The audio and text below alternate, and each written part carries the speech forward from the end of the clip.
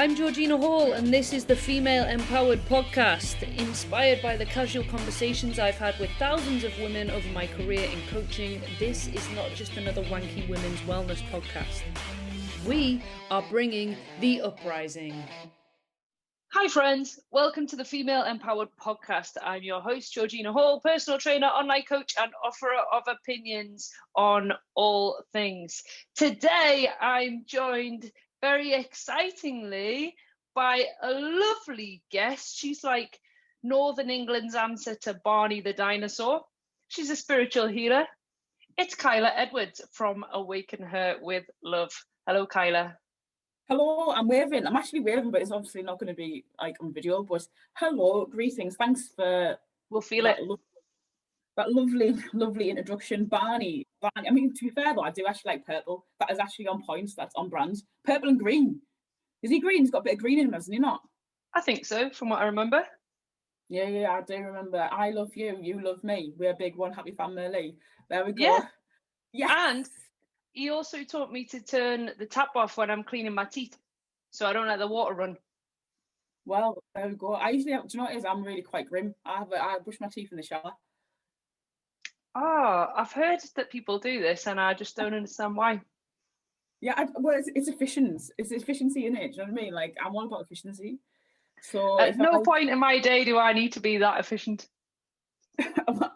Like, I think, well, I might as well just do it in the shower because there's water running on me all the time. So I just have to like clean my teeth in the shower. Why not? Wait, you know what I mean? Maybe it's that is good for the planet then.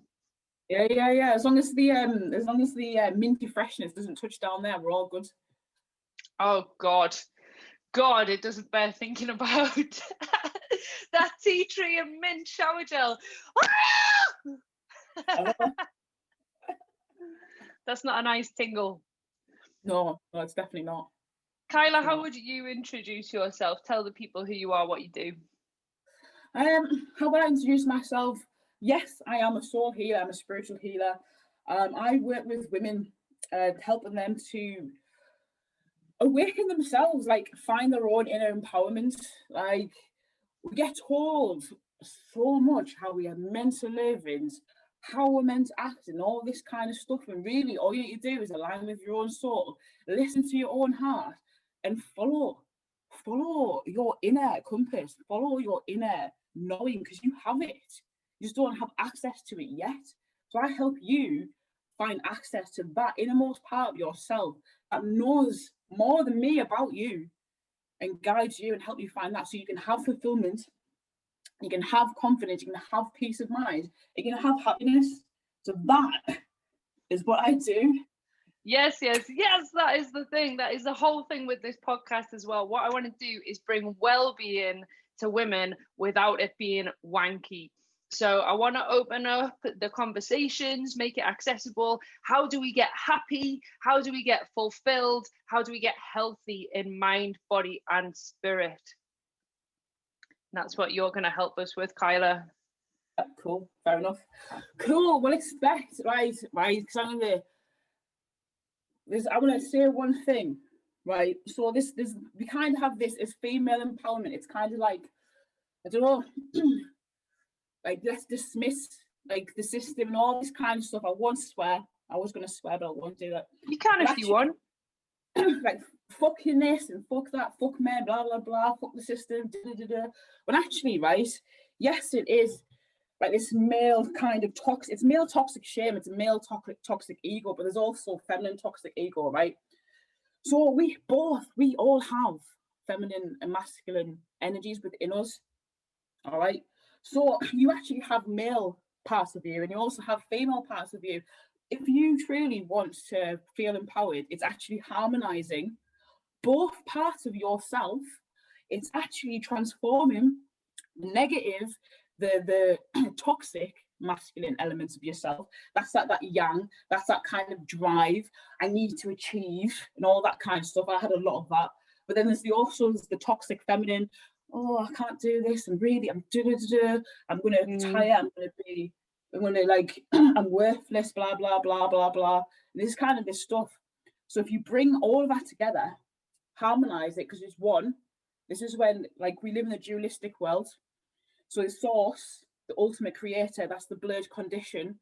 When creation happens, it separates into masculine, feminine, positive, negative, light, like night, day, everything's duality, right? You have dualistic form as well. So it's not about saying fuck this and fuck whatever else. It's actually about harmonizing the parts of you. It's those toxic parts of you. It's those shameful parts of you. Harmonizing those parts, and then you free yourself. That is empowerment. So there you go. So what we're saying there is kind of feminist and feminism has almost it's kind of taken on masculine traits in the fight against the patriarchy. Yes, and what you're saying is we all need to soften. Feminists, the patriarchy, men need to soften and harmonize themselves in order to spread their message into the world. Yeah, it's feminine rising, right? It's a feminine rising, but it's not that masculine feminine rising that's like burn your bras and all that kind of stuff, right? Which is, you can do that if you want. That's cool. You can also do that. You can train yourself to stuff and all that. You can bleed out and whatever else you want to do, right? But I think the point is, it's all about leaning into that sensuality, leaning into that softer part of yourself, leaning into the compassionate part of yourself, learning to receive as well. It's like literally, it's balance. We are receptive and we are expressive. Okay, so bringing all those elements together to form this one whole person. Does that make sense? Yeah. Yeah, and is that what you think well-being is? Is that what well-being is to you? For me, well-being, that is 100%. It's all about harmonizing your internal world.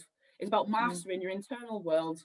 And, you transform the message within yourself, and then the rest will follow. It's like when you go to a football game or you're watching something, you have two different people, but they might have completely different perspectives on the same thing. They might react differently. Somebody might react from a loving, compassionate place. Somebody might react with anger.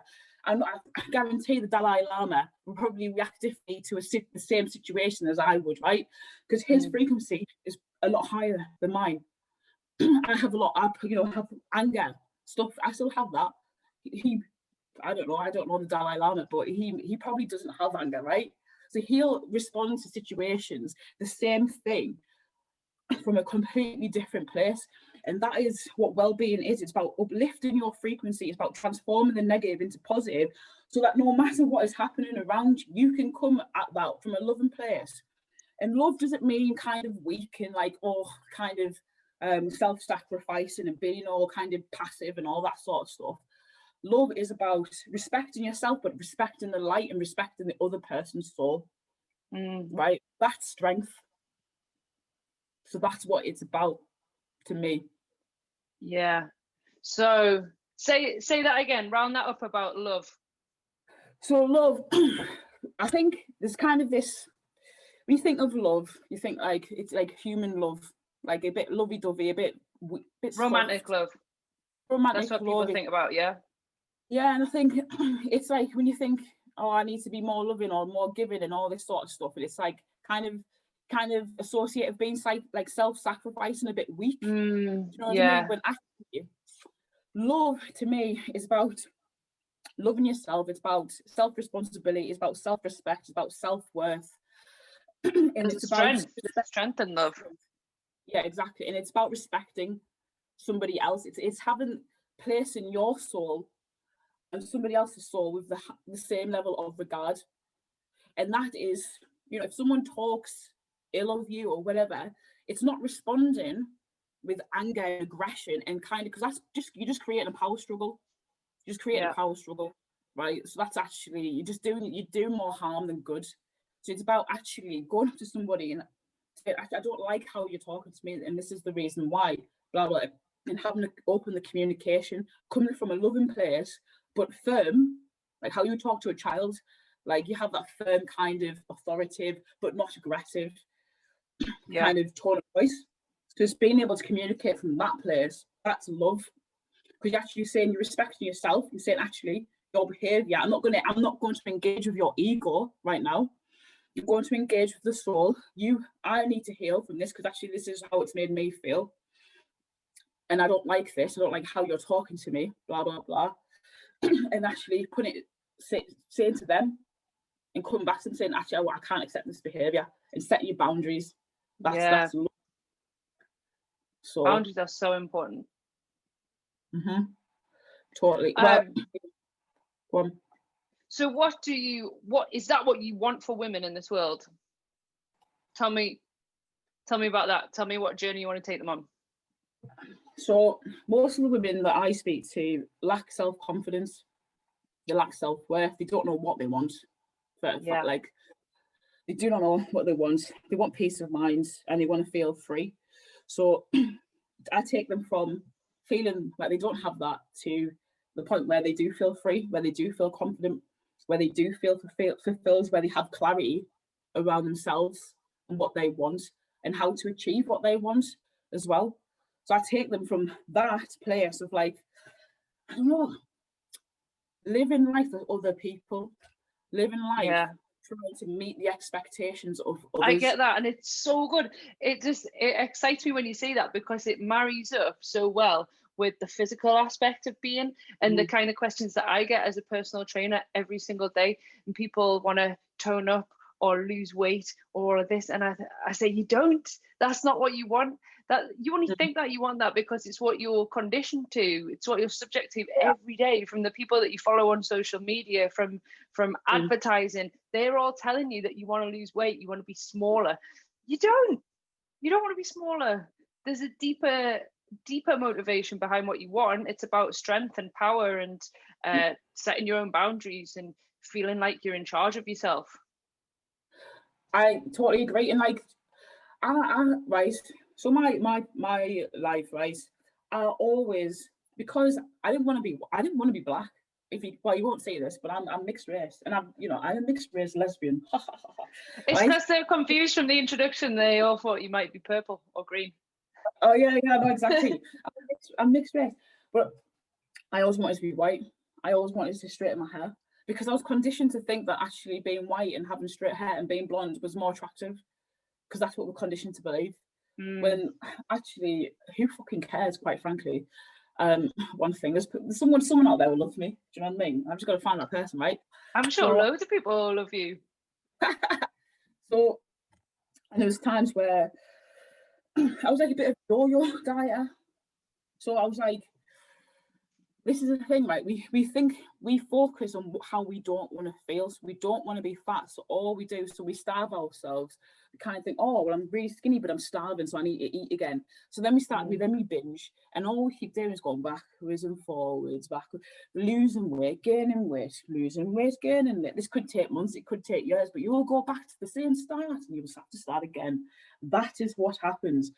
It's not about the weight. It's how you perceive yourself. It's how you view yourself. And it's how you've been told to view yourself by everybody else around you as well, for your childhood, teachers, your school friends, work, the media, like having size 0 models and all size 4 models, but calling them like plus size models. I mean, what is that about? Hello? Yeah. It's ridiculous. It's just nonsense. And who decides? Who decides what is big? Where does that information come from? Do you know the patriarchy. You know what I mean? Where does this come? So this is about this thing. Who actually decides? You decide for yourself. How do you view yourself? And until you can reconcile with how you view yourself, you will continue to be bound to the world around you, and that will lead to misery. Yeah. Simple as that. I put out a post the other day on my Instagram. It was after listening to Deliciously Ella podcast. Changing your body does not change your body image. No, it doesn't. Like it doesn't. Like it does for a while, right? But this is the thing, right? This is called like pleasure, the pleasure principle. Like it's like this, the instant gratification. Right? Yeah. You have for a little bit because you're like, oh yeah, look at me, and people are looking at me different. It's like, woo, hey, look at me, yeah. But then it kind of settles all over again, and you're back to square one, thinking, oh, I need to change something else about me. I need to get my lips done. I need to do this. I need to do that. And then thus starts the cycle of changing who you are to fit in with this image of what beauty is. Then really, you have to change the worthlessness, the unworthiness, the shame. It's shame. Shame is a big one. Feeling shame. My God. Yeah. Who you are, change it. Like, heal that shit. Because until you heal that shit, you're going to continue to go, oh, maybe I do need to get Botox.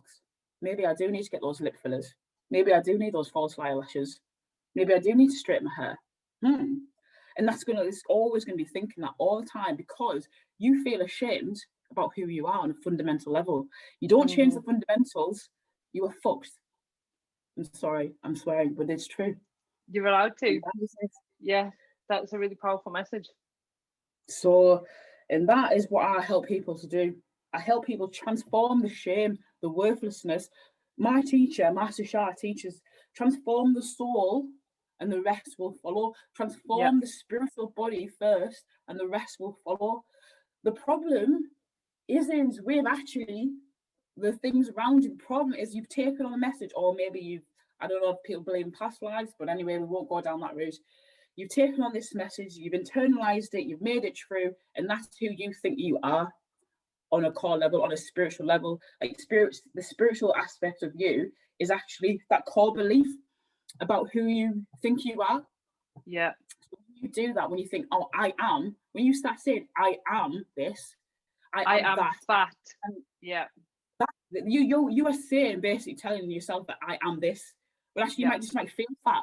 Some days when I'm on my period, I feel fat. I feel fat. I'm fat. Different message. And that's science, that's hormones. Like whether you're the same weight, same size, if you are on that certain time of your month, you can feel like a fat slob and be exactly the same size and weight 2 weeks later and be thinking, oh, mama, come get me, I'm lush. Yeah, that's it. But I never during that time say I am this, because I know that I am not that.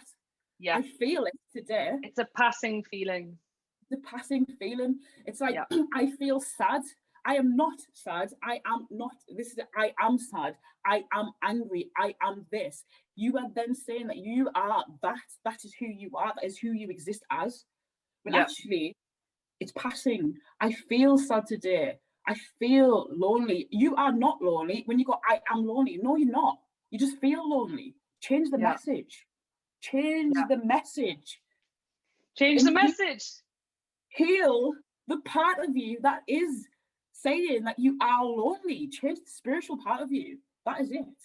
And I believe that on a psychological level as well, I think Brené Brown says that is the difference between shame and guilt. Guilt can be separate from the person. I've done something bad. My behavior was bad. The shame, I am bad. I am a shit person. And that's it. That's the shame. The shame is what needs to be uncovered and shared and unlocked and let go of. Yeah. Was it? I heard. Was it? Catch it, accept it, bin it or something. I have to find it, but there's a saying. Catch it, bin it, kill it is how you don't spread a cold, isn't it? No, yeah, but this I won't share where I heard it from, right? But I heard that and I was like, wow, that's so true. Didn't you see it on a bathroom wall with regards to seasons? Claim it, something, claim it. But anyway, it doesn't matter. But yeah, like shame is literally the lowest vibration ever, like one of the lowest. Like if you want to basically reduce yourself to this kind of depressed state, just keep feeling shame about who you are. Like you will be. I felt a lot of shame. Like I've done some bad stuff in my time, especially when I was drinking, stuff that I'm not proud of. And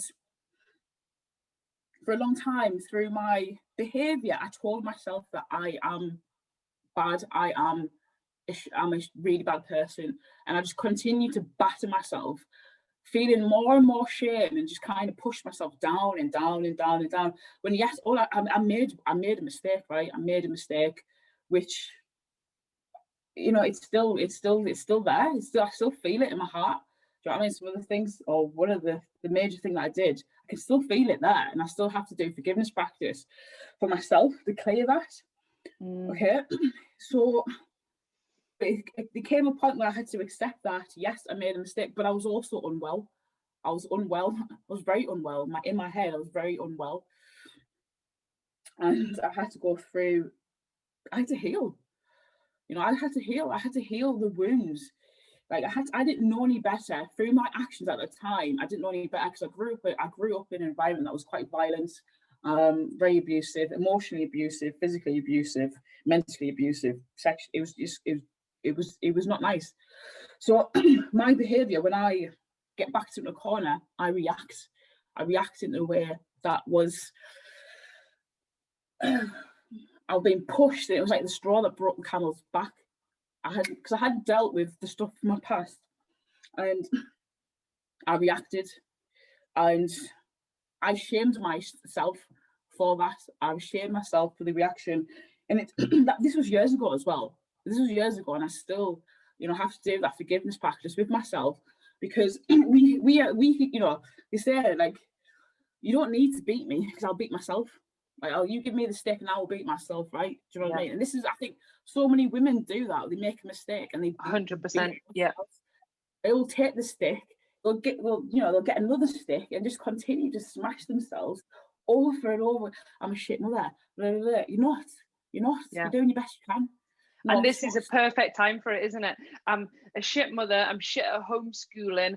I'm shit at working from home. I'm a shit wife. We've got all these elements that they're now saying you're shit at.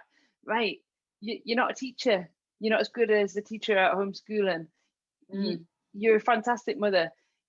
You might be neglecting your kids at the minute while you're spinning plates, but it's that thing again, isn't it, about saying I am something. Yeah, exactly. I am. You know, you're not. You're doing the best you can with what you've got. Exactly. If you could do better, you would do better. Simple as that. That's the best thing. That's the best thing. Wait. If you could do better, you would do better. Yeah. You are doing the best you can. Yeah, exactly. And that's what we always do. I've never known no person in my life, right, that, you know, they go, oh, I could have done better. Because like humans in itself, we're like biologically programmed to be always constantly evolving and growing and learning. It's like survival of the fittest. Like survival of the fittest doesn't necessarily mean like being the strongest, but it's actually being able to adapt and change to its environment. So even you're always going to be doing your best in your environment because that's what you're hardwired to do. So when you think actually you're not doing your best, actually you are, because that's what you're programmed to do. Hello. Stop beating yourself with a stick. Yeah. And just keep going. Just keep going. It's a lot easier for future you to say past you was a dick. But past you was present you at that time, and it was doing the best that you could. And hindsight is a wonderful thing. Oh, totally. Like I did, like I said, I didn't know any better. I didn't even know, like I said this before, like you sit in your own shit long enough, you forget what it smells like, right? So I've been sat in my own shit long enough, and I was conditioned in it. Like I was being sat there, and that was my normal life. My head, living in my head and living my environment it was normal for me. Like now that I've come out and I can experience life how I'm experiencing it now from this kind of loving place, I'm like, wow, is this even possible? Yeah. Like having been happy, having peace of mind, like what is this existence? Because I've never known it. I didn't have that experience before. So how could I ever know anything different? Do you know what I mean? I now know different. So when I don't have peace of mind, I know how to deal with what's going on and how to deal with it. But at that time, that was my normal. That was my new normal. That was my normal experience, right? Because that is what I've been conditioned with. And humans, we survive, right? We know how to survive. So I switched off all of my emotions and all that kind of stuff, and built this wall around me to protect me. So I lived in fear, blah, blah, blah. And that's how I lived my life. I was constantly living in my nervous system, right? And that's what we do. We condition, you might, people have pain in the left, like one of the legs or the lower back. They just kind of get used to it. They get used to running on pain, right? Yeah. Do you know what I mean? So you get used to that kind of Or living. taking painkillers, and that's another thing about modern life, isn't it? Is that there's so many things that we can use to numb our discomfort or our feelings or our emotions. We can eat in abundance, we can drink, we can take drugs, we can take painkillers, we can watch the TV, we can scroll through social media. There's so many things that are stopping us from having to feel and realize what our actual problems are. Exactly. Like, do you know what it is? It's like we're afraid. It's like this fear. What you're afraid of, what you're afraid of feeling. You know, were you told that it was bad for you to feel when you were a little kid or whatever? When you felt upset, and you know, were you punished for feeling upset as a kid? Like, do you know what I mean? So then now internalize all your emotions, you eat your emotion because you don't want to feel the discomfort. But the discomfort is it's like your soul saying, "Hey, I'm ready to heal. I'm ready to evolve. Please look at me." Like, it's just tapping you on the shoulder. But if you don't deal with the tap, you better believe that that tap will become a sledgehammer and it'll smash you in the face, and you're like, "Whoa, what's happened?" Like, it's like, actually, your soul's going, "Hey, Kyla, I've been telling you this now for the last 6 years, but you ain't done nothing about it. So now I've got to really show you that you've got to heal. So I'm going to bring something into your awareness that's so big and so massive that you can't do anything else but listen." And that is what happens, because all that information just gets more intensified. It just intensifies. And then you're like, "Oh my God, how did I get here? How does my life end up like this?" And like, your higher self, not you guys, like, "Kyla, mate, we've been speaking to you, we've been talking to you for the last, we've been everything. Remember that time when you got that gut feeling and you didn't listen to it and you went with it anyway? That was a message. We were telling you that wasn't right for you, but you did it anyway." While you were scrolling through social media and eating tub after tub of Ben and Jerry's, we were trying to talk to you. Yeah, we were trying to talk to you, but you weren't listening, you were ignoring us. So now you have all these health issues and all these different things, these emotional challenges, your mental health is shot, and you keep popping pills and you're thinking, "Why isn't my life getting better?" Well, because you ain't doing nothing about it. We're talking to you, but you have to address the fundamental issue, which is the soul is sick. You know, it's like, I say this, like, rather than feeding the soul with spirits, feed the soul with spirit. Just how you breathe air to breathe. Oh, that's beautiful. Say that again, Kyla. What was it? Feed your soul with spirit, not spirits. All right. So put down the vodka when you're feeling a bit emotional. Yeah, I know exactly right. Just how we eat food, how we drink water, how we breathe air. That's, we're feeding the nourishing the physical body. But how are you feeding the soul? The soul needs to be fed also. So when the soul needs feeding, it's telling us, "Hey, I need some food, man. I need some sauce. I need light.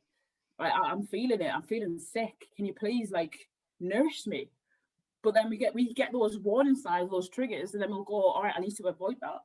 I'm going to go flick through social media. I'm going to look at everybody else and compare myself to everybody else. And then I'm going to beat myself with a stick. I'm going to tell myself my life's shit." And then, then I think, "Oh, actually, no, it's all right." And then just kind of forget about this. And then here we go. We get around this merry-go-round of continuation of doing the same things over and over and over and over again and not getting the message. You've got to feed the soul. Feed the soul, man. Feed the Kyla, soul. Picture this, right? We've got a woman who is, she's overweight.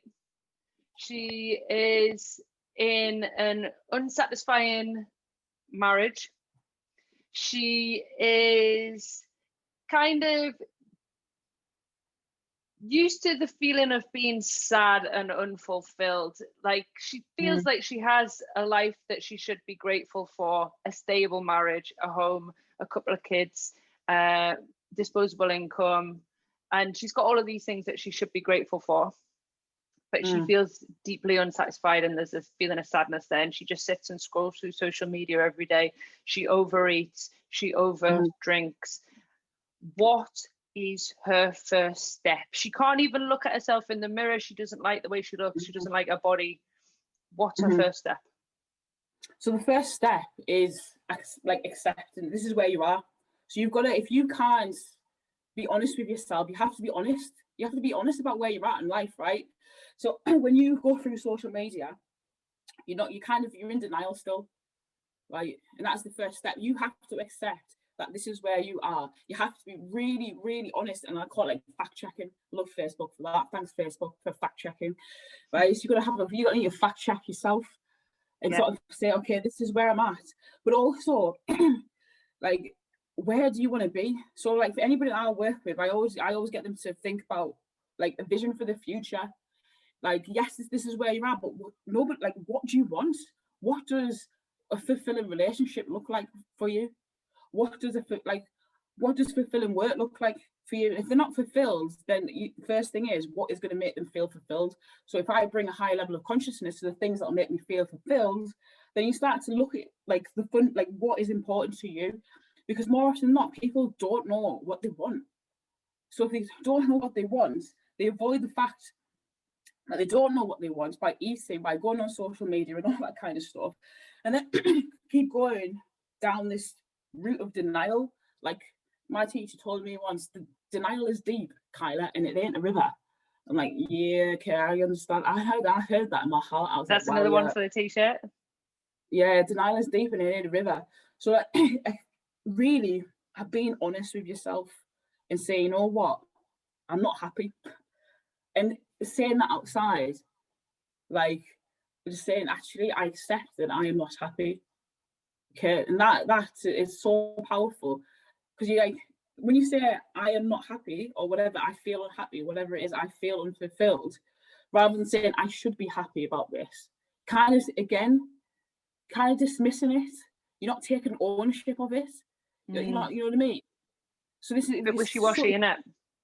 Wishy-washy is like, get clear, like, so you say I actually own it, own the fact that you feel that right now in this moment in time you feel unfulfilled, you feel unsatisfied and all this kind of stuff, and you go, right, okay, this is where I'm at right now. So you can think, okay, this is my first step, I've accepted that this is where I am in life, so what are you going to do about it? Responsibility. You are responsible. No one's coming to save you. People will there guide you, but you are the chief causal agent in your life. You are responsible for your own happiness, for anything that is going on in your life right now. At some point, on some level, you've accepted that. You've accepted that as okay. Yes, consciously, maybe not. Unconsciously, yes, you have. And that, I know that is going to trigger some people at some point. Yeah, absolutely. Need to trigger people, because if you get triggered, then you are ready to heal, and you're ready to hear that message. I think so, yeah. You might avoid it, you can just turn off, but that's okay also. Yeah. But you've invited it in, right? And that was one of the things that it kind of struck chord for me. I was like, well, no, I didn't ask for that. Yeah. I kind of, and a lot of people are going to react like that. A lot of people are going to hear this and not really react like in a positive manner, I would say. And I think that's exactly what some people need. Some people just need poking with a big stick. Some people need triggering. Yeah. So that's it, and if you're experiencing any disharmony in your life right now, then there's disharmony within you. And that is, unfortunately, the simple fact, and there's no way of getting around it, because that is a universal law. So it's like the law of resonance, the law of attraction, and all that kind of stuff, right? So the law of resonance, you attract what you are, right? You attract what you are. So if your message in your soul, your being right now is saying, I am worthless, I am unfilled, I am this, I am that, blah, blah, blah, blah. These are the negative messages. Then guess what? That's gonna work its way up into your physical reality. You'll attract that. You'll resonate with it. So when you have to go, you know what? I own this. I own my life. I'm ready to create. I'm going to stop being passive. I'm going to take responsibility for my actions. I'm going to live purposefully. I'm going to ask myself questions that are going to evoke. Like, nobody asks questions anymore about themselves. We always ask the people questions, but do we ask questions to ourselves? Do you know what I mean? I was like, a lot of people don't, and I think this is a good reason. I think everybody should have a therapist of some description, somebody who prompts them to ask questions of themselves. Yeah. Why do you think Like, it makes always you feel ask that way? questions. Why do you think you've been triggered? Yeah. Always Why ask do you questions. think that you're unhappy?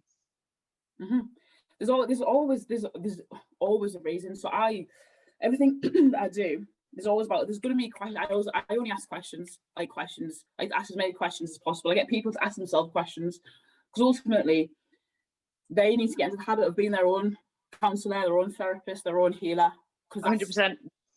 we have our own ability, right? This is what's changed my own self-talk in the last few years, is asking questions. Why has that upset me? Having arguments with people, judging people. Why am I judging them? What is it about that? What has that triggered in me that I feel self-conscious about? Why has what they have said upset me? Because it's definitely something in me that that needs changing, or like you say, needs healing. Otherwise you're going to keep getting triggered, or you're going to keep being unfulfilled, or you're going to keep numbing yourself to the feelings that you don't want to feel. And this is it. Blame is another thing. Blame other people for our misery. Massive. I'm sorry. Because you're just disempowering yourself. You've got to own it. You just got to own. You've got to own it, claim it, bin it, whatever. There we go. Right? You have to. You can't blame other people. Kill it. Yeah. Catch it, bin it, and kill it. You get rid of it. Send it back to source. There you go. Deal with it. Right. So blaming other people for your own happiness. That if you want to disempower yourself, just go and do that. Blame other people. It's bullshit. It's bullshit. Yeah. It's crap.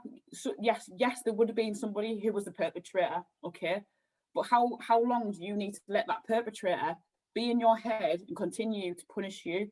Ultimately, you have a responsibility to heal. Right? Yes, something happened or whatever. Like, this is what I had to deal with and reconcile with. Something happened, but how long do I need to go on and punish other people for something that happened to me so long ago? Because I feel that pain, because I continue to feel that pain on a daily basis. I then punish other people through my own action, through my own thinking, through my own words. Where's the responsibility? Where's the accountability in that? Yeah. So that is the thing. We've got into a habit of blaming other people, blaming all these things, blaming our work for our own happiness, blaming our relationships for our own happiness, blaming the media for our own unhappiness. But where's the accountability? When do we actually go, you know what? Actually, I'm going to accept some responsibility in all this. Yes, this happened to me. Yes, they shouldn't be sharing this. Yes, what they're saying is really, really low vibrational and really judgmental and actually quite negative. But ultimately, I own my own life. I own my own body. I own my own mind. I am my own soul. Therefore, I need to do something about this. Right? Yeah. So where at which point does that come into play? Rather than going, well, she's made me feel like that. He's made me feel like that. They've made me feel like that. They did this to me. This is why I feel like that. Well, actually, yes, it probably did make you feel like that. But now you're going on and going on and going on and going on. So it gotta stop. And that is what happens. Sometimes I'll get a really long message from somebody who's messaged me about weight loss or something similar, something physical. And my initial reaction is, you need a therapist, not a trainer, because they're still at that point where it's somebody else's fault, or there's so many reasons why they can't do it, or I really want to lose weight, but this, and I think until you've dug up those things, you've started taking responsibility for yourself, you've started being accountable, and you actually want to do it for yourself. You don't need somebody to tell you how to train or tell you what to eat. You need somebody who's going to ask you those questions, like you're saying, do a bit of digging with you. Deep dive into your own soul. Deep dive. Like, you have all the answers. This is why I teach people how to connect with themselves on a deeper level. You have all of the answers within you. You have everything that you need. It's just learning to draw it out. And like you said, it's wanting it for yourself, not wanting it to please other people. Like, I got sober for myself because I knew deep down that it was making me unwell, like continuing to make me unwell. I did stupid things. I got myself in a dangerous situation, and it wasn't good for me. Don't have an off button. So I had to make that decision for myself, that I actually, despite what other people might think of me, right? Because I had this dialogue. Well, people are going to think I'm boring. People are going to think I'm this. They're going to think I'm that. And for a long time, I did tell myself I am boring because I do not drink. I've had that same internal conversation. Yeah. I'm claiming it. Well, actually, I'm mint crack. I can have fun without drink. I went to a festival, right? I went to a festival when I was sober.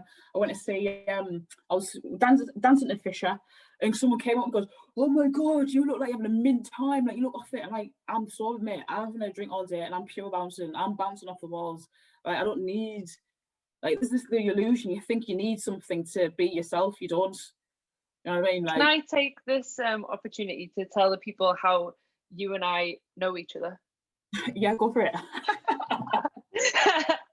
So Kyla and I met about 12 years ago, 11 or 12 years ago. Yeah. When we both worked for Jägermeister. For those of you who don't know, the German herbal liqueur company, that you might know better from Jaeger bombs. And Kyla and I used to proper live the lifestyle, didn't we, with Jägermeister? We would go out and we would sell it to people, and we would hand out all the free stuff and just live the nightlife and have a belter time, actually, didn't we? We had a brilliant time. Oh, I had some times, like I had some quality times, but we just were on nights out all the time. We were at uni and partied really hard. Yeah, we did. We had some horrendous hangovers. We did some stupid things. Yeah. Why I thought I would tell you that now is just because of how far we have both come as individuals, and we've kind of gone full circle and come back together as more fully rounded and together individuals, actually. Yeah. And have found that our new vocations complement each other in a way that we can serve and help other people. Yeah, no, it's actually quite poetic, isn't it, really, to be fair? It's beautiful. It is actually beautiful. Like, it is magical, in it, to be fair. Like, but that just goes to show, like, nothing is permanent. Nothing's permanent. Your life might be shit right now, but it doesn't have to be. Do you know what I mean? You have to just make that choice. Yeah, we are transient beings. Exactly, and just making that claim that I choose to be free, making a claim I am free, rather than saying I am fat and I am this, I am happy, I am free, I am healthy. Like, claim that is your being.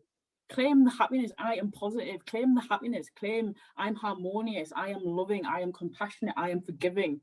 Rather than I am angry. I am this. Right? Yes, you feel that, but actually your true nature is actually of love. It's of compassion, humility, like forgiveness, all this kind of stuff. These are the 10 dar. So you are that actually at a true core, but we have this dual nature. We have our positive aspects and this negative aspects, and ultimately it comes to the point: which part of you are going to feed? It's like I heard it was a parable or something. Like, it was like this little native Indian boy was going to his granddad, like, "Oh, granddad, there's a good wolf and there's a bad wolf. Like, which one will grow?" Like, like, well, the granddad went, "Whichever one you feed." Do you know what I mean? So there's two wolves there. So if you feed the bad wolf, then that's going to grow, that's going to intensify, you're going to give that energy, and that's going to be your dominant trait. That's going to be who you claim you are. But if you feed the good wolf within you, the positive aspects of yourself, the humility, the love, the compassion, the forgiveness, the gratitude, then that will be your dominant trait. So it's up to you which one you want to feed. Like, and that's it. We have this choice. We were born with free will. We choose to live life how we want to live it. If we've unconsciously given choice to other people, and kind of we've chosen on an unconscious level to actually go, you know what, I'm going to give you my power. You do whatever you want with it. I'm just going to let you do that, and I'm just going to go along with the ride and just, I don't know, blame people for how it's turning out, because I don't know what else to do. Or you can go, actually, I'm going to claim this. I'm gonna I'm gonna do something about this. I'm gonna act, because we live in a third dimension world, like physical realm.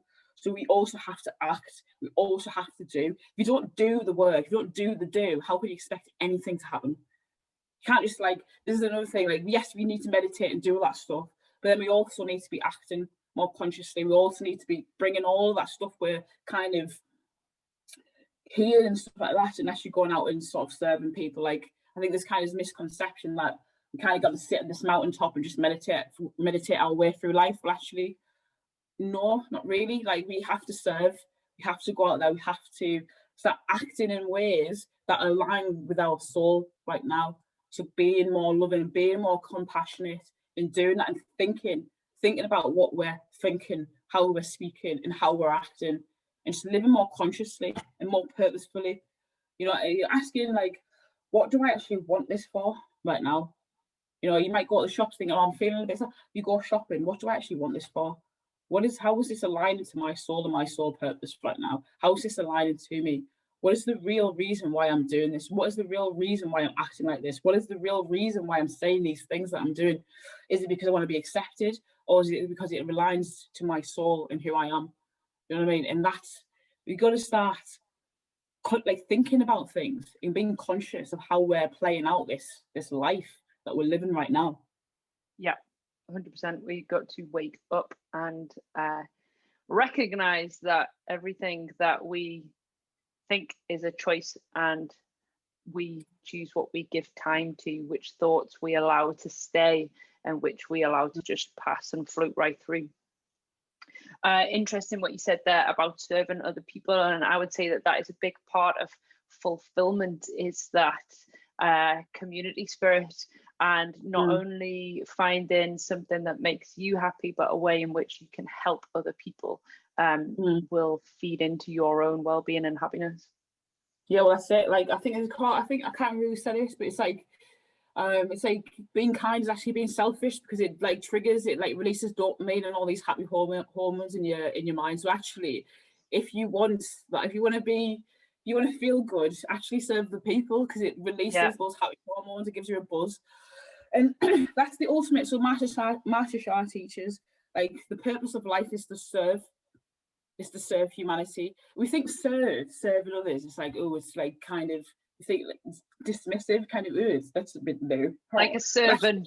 Yeah, it's the highest level of service. It's like the highest, like, if you want to actually excel your journey and gain fulfillment, because actually the universe responds to what you're doing. If you're serving others and you're clearing your own internal being as well, and actually you're going to receive so much more in abundance as well. When you serve yourself, that's ego-based. That's never going to last. It's chasing the if-when. I'll be happy if, I'll be happy when, blah, blah, blah, blah. But actually, it's like any drug, it wears off. And then you go back to your base levels of happiness. And then if your base level of happiness is miserable, then you're going to go back to being miserable. And that's how there was a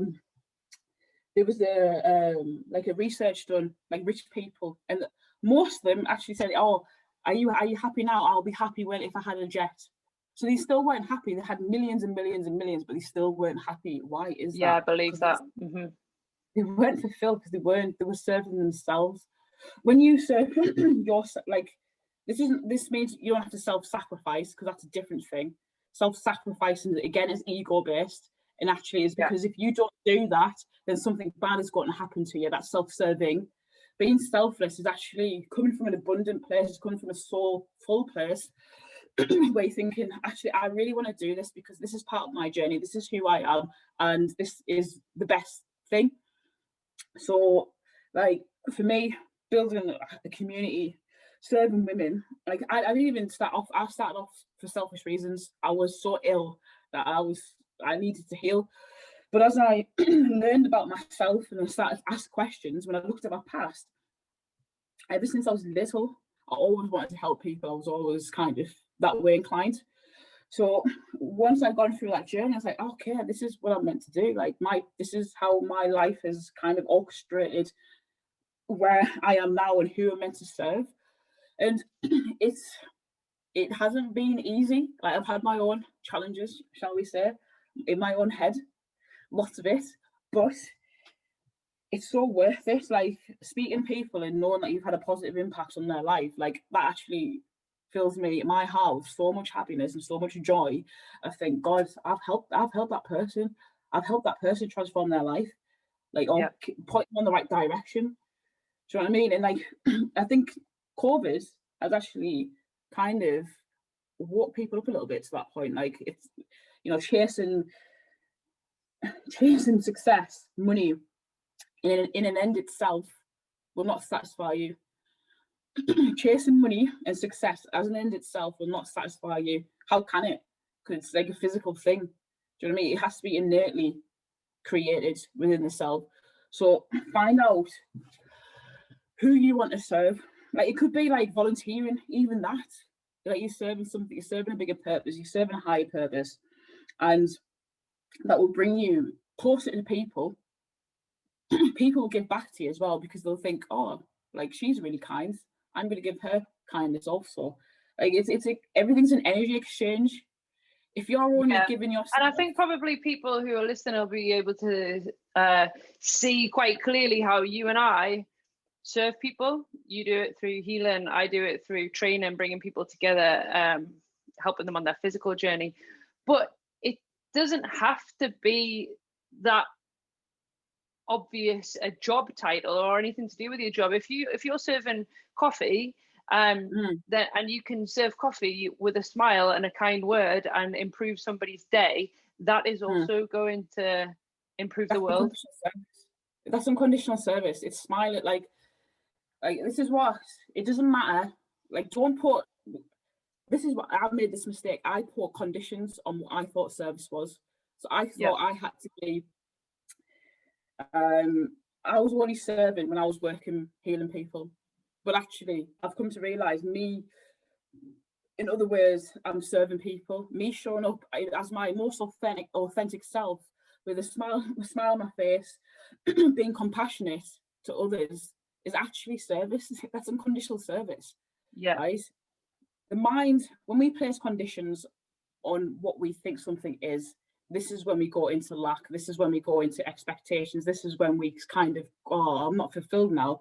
But when you just kind of show up as yourself and be who you are with a smile, be authentic, or like, rather than going like as you said, smiling when you're serving a coffee, like the janitor at the school, you know, smiling at the kids, whatever, not in a long creepy way, but like just being there to support them. Yeah. You know what I mean? Like, like all these different things, all these interactions, right? Like, will have an effect on one person. So if your teacher tells you how horrible you are, like, is punishing you and all this sort of stuff, that's a disservice. But if you know, I remember some of my teachers, my best teachers, right, they were fun, like, they were always encouraging me and all this sort of stuff and blah blah blah blah, to be the best that I could. That's unconditional service. Do you know what I mean? Like, all these different things, it's the words that you say, it's the words that you use and all this kind of stuff. So think about it, like, how is what I'm saying, how is what I'm doing affecting this person? Is what I'm doing, what I'm saying, is this going to actually encourage them on their journey, or is it going to constrict them? Is it going to push them back? Is it going to knock them off their journey? Do you know what I mean? So just don't be a dick. That's what you're saying, isn't it? Just don't be a dick. Just be kind. Yeah, well, yeah, basically. If you want to say it like that, don't engage with the ego. Don't just allow your soul to shine. Allow your soul to talk and speak to other souls, and things will be magical and just, I don't know, free and beautiful and rainbow-like. To sum up what Kyla's saying, don't be a dick. So that's quite a good place to wrap up, actually, Kyla. But what I will ask you before we finish this conversation, because I'm interested in knowing what people feed their mind with and what they think other people can learn from, can I please have your top book recommendations? Oh God, my top book recommendations. Well, I read so many books, to be fair. I'm reading this one at the moment, which is really good. It's called Eastern Body, Western Minds. That's cool. You want to learn about that? Cool. Tao, Calligraphy, Healing Fields. This is self-healing. Wow. Yeah. That is good. A Return to Love. I do actually love that book. Yeah, I read that because of your recommendation. Healing Emotional Trauma. Most of my books are like yeah, a bit psychological, a bit whatever. Self-development, isn't it? I'm all about self-development. There's that one, which I think is a really good book. So Healing Emotional Trauma. It's written by like loads of different psychotherapists and neuroscientists. That's if you want to learn about yourself, then do that one. Sounds good. Power versus Force, because that just breaks down the frequencies, so you can see frequencies, like how your life and outlook in life is. So, all right, I bought that book as well because of your recommendation, Power versus Force. So I have that one sitting on my book pile of to read. Power versus Force. What am I going to get out of that book? Well, you'll be able to see like how your life is. So each of those different levels, you can see shame has got apathy, fear. So you can, with those little layers, you'll be able to see in sort of, actually, my life looks like this. This is how I view my life. So you can actually see where you're at in terms of your frequency, I guess, and your outlook. It'll guide you in terms of your emotional state and stuff like that as well. So if you want to see where you're at in life in terms of your own frequency and vibration, if you're interested in that kind of thing, then that will give you a nice chart so you can actually go, oh, well, actually, I'm down here. I should probably do something about it. Do you know what I mean? I think sometimes we need to see things like, oh, my life looks like that. Right, I'm gonna get on that book next. I've just finished Mindset by Carol Dweck, which is also an amazing book. So that can be my next read. Yeah. Oh, and Tao Science. Tao Science is a great book. That's another good lovely one. Sorry. Yeah. That's all right. You've given us a load of things. I hope you've all written them down. Add those to the pile. Kyla, thank you very much for talking to me today. I'm sure that we will have another chat very soon because people always love it when you come on. Yeah, cool. No worries. Thanks for having me. Thank you. And where can people find you if they want to send you a message or get some healing help? Find me on Facebook. Actually, find me on Georgina's training group as well. You can find me there. Facebook, awaken _her_with_love. That is my tag. Awaken her with love.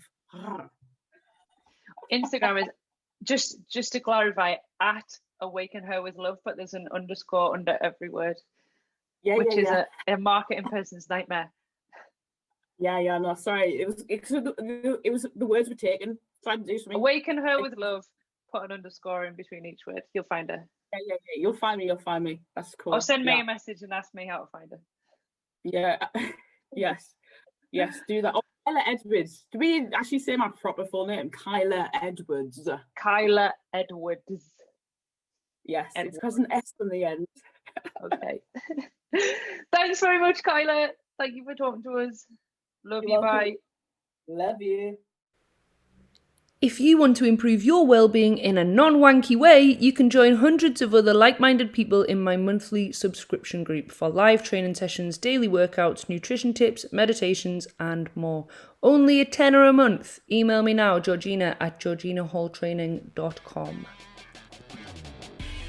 Thank you for listening to the Female Empowered podcast. If you want to hear more from us, you can follow us on Instagram @Female Empowered, where you can also get involved with our discussions and feel free to send us a message.